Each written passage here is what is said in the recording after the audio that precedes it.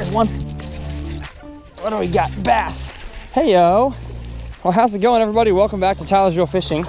Today, we're going to talk about one of my favorite ways to catch them when you got some shallow water, some fish up shallow, and that is the swim jig. We're going to talk about the gear you need, the places to throw it, and of course, teach you guys how to catch more fish like this for yourself. Let's talk about it.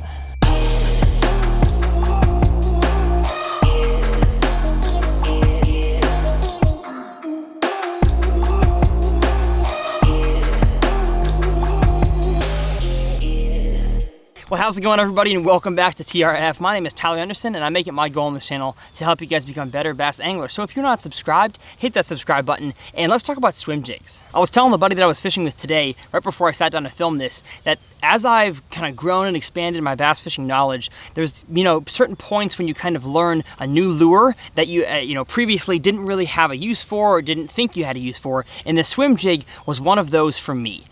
For some reason, I just thought that it was kind of dumb that you would just swim a jig back to the boat. I thought, well, if you're gonna swim a jig, you might as well use a chatterbait or a spinnerbait or, I don't know, a square bill, something that has a little bit more action. But I did not understand the purpose behind a swim jig is to have not a lot of action. There are so many shallow cover scenarios when it comes to bass fishing. That's why I love fishing in Texas so much, because I get to fish shallow. And even up here in Minnesota, I get to fish shallow a ton as well, as you'll see by so many fish catches in this video. And in so many of those shallow fishing situations, you can get away with throwing lures that have treble hooks like a square bill or an exposed hook like a chatterbait does. But there are certain situations that, looking back on my fishing journey, 4 or 5 years ago, I was totally glossing over all of these opportunities to catch fish because I didn't understand the purpose of the swim jig.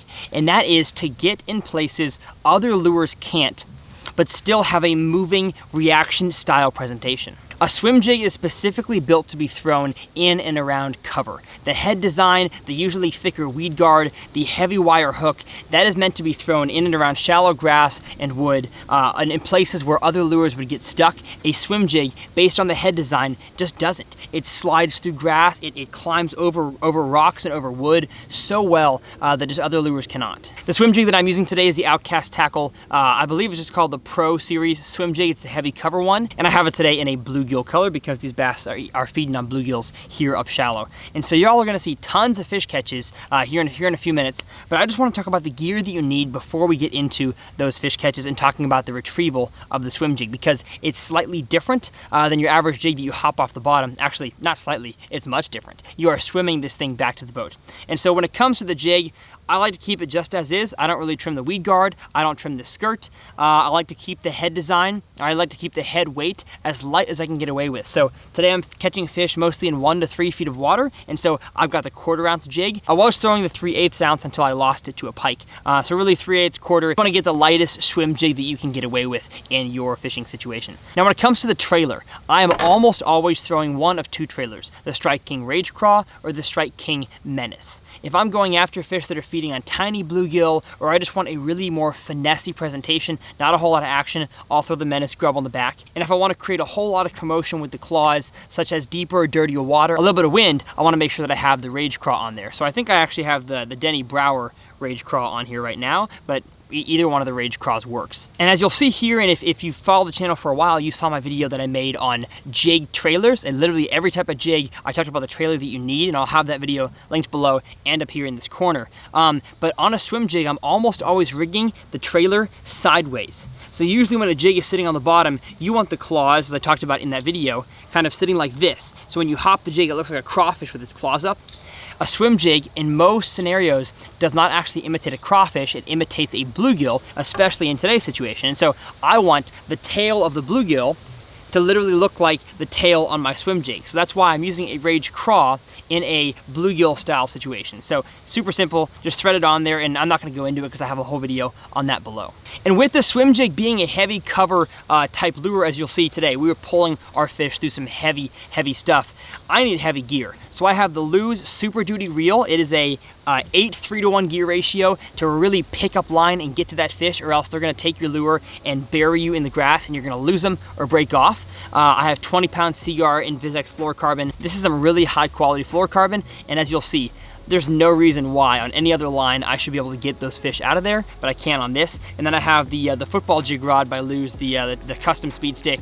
It's a 7.3 heavy. You don't necessarily need a heavy action rod when it comes to a swim jig, but in this situation you do, because you want to get those fish out of some incredibly heavy cover. I will also leave another swim jig video that I made, I think 2 years ago, in the description below in case I missed something in this video that I talked about in that one. This one we're fishing more shallow bushes. I don't exactly know what type of grass it is. I'll have a B-roll shot here. It's some kind of bulrush, or I guess I could probably look it up and put the name on the screen, but some kind of aquatic vegetation, and it is like it's thick like a bush. And in that last video that I made about swim jigs, I talked about more about shallow grass and pads. So enough talking, let's hop on the front deck, have some dang fun, catch some fish, and we'll see y'all next time.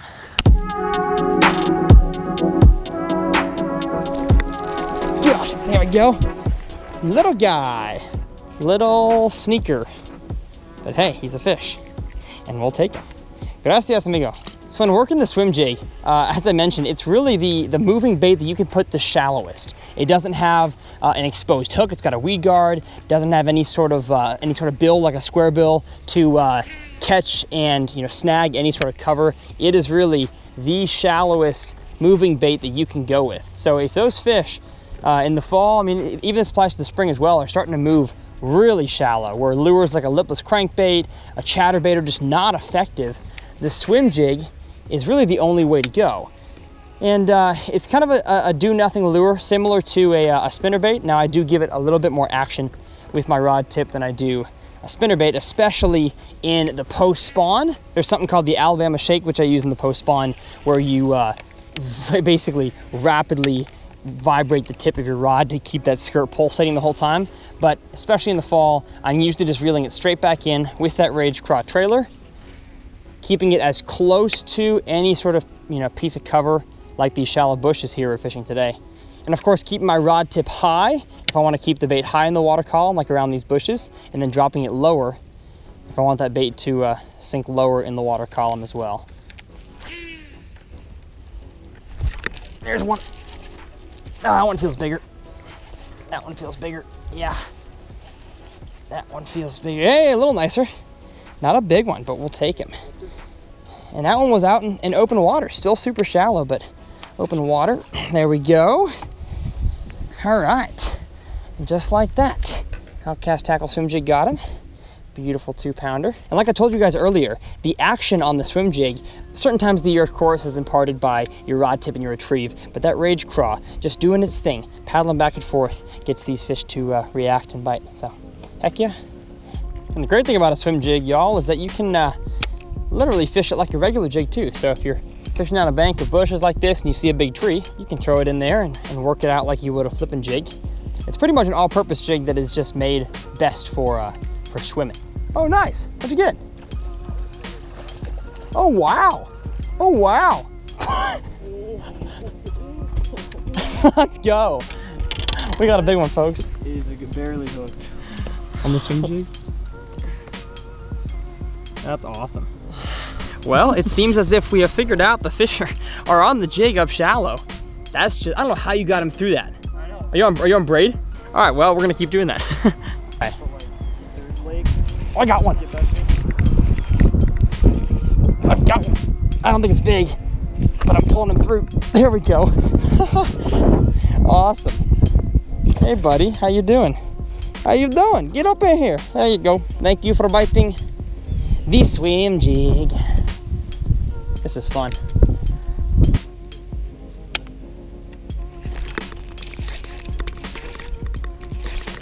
Yes. There we go. There we go. There we go. Yes. Let's go, baby. That's what I'm talking about. We have figured him out. That's a long, that is not a Minnesota bass. That's skinny.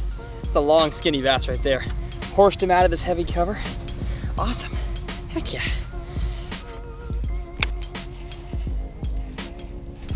There's one. He's running at me. Holy cow. Get out of that branch. Get out of that stuff. Yes. There we go. Not a bad one.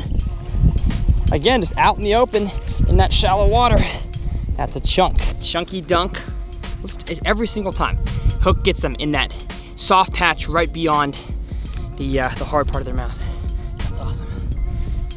And when you're reeling it in, you know, there's not a whole lot of pressure it puts back on you like a chatterbait or spinnerbait or crankbait would. You're basically just kind of reeling in a limp jig, so that fish can oftentimes knock slack in your line.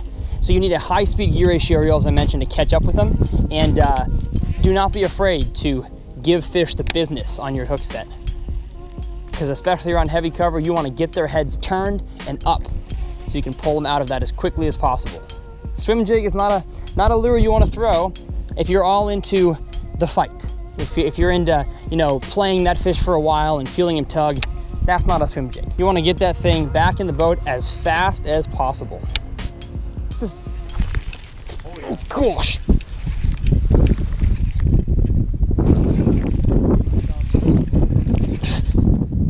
Oh, come on. 20-pound line, don't fail me now. Don't fail me now. Don't fail me now.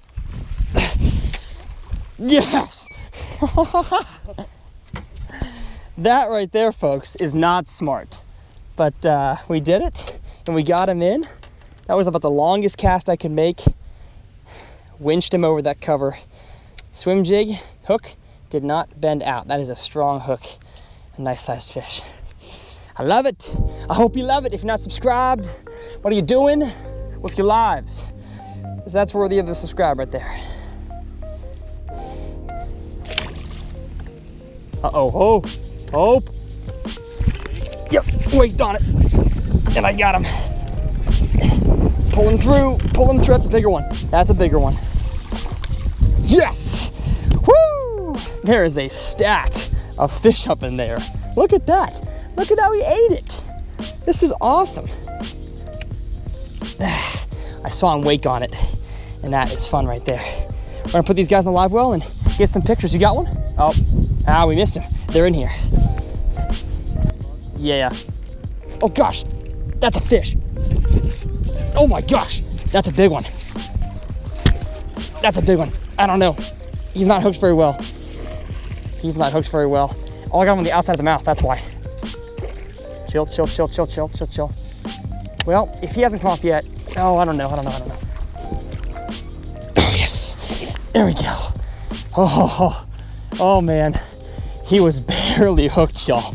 Look at how barely, although if he's skin hooked, okay, I could have boat flipped him, but still, that would have been risky. Oh yeah, that's fun. Nice big ol' Minnesota bass.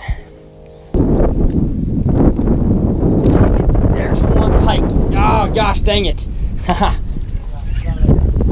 Bring it in here. Gosh, you're a big one. You're a big one. Well, folks, we're gonna end it on a big pike here. Nope. Swim jigs in the northern country catch not just largemouth, they catch big old snaky boys. There we go. Oh, boom. And you guys know the pike are definitely not my favorites, but when you catch them like that, they're definitely a ton of fun. So, see you, buddy? Ugh. Well, hopefully you all enjoyed that video. There was tons of awesome fish catches, some big bass caught, and as always, I hope you learned something that can make you guys a better bass angler. So if you're not subscribed at this point, go ahead and subscribe, hit the like button, drop a comment on what kind of videos you want to see me make next, and we'll see y'all next time.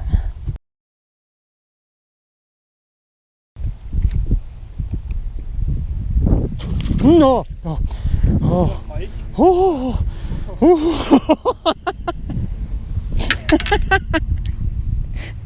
I was so zoned out. No. That scared the ever-living doo-doo out of me.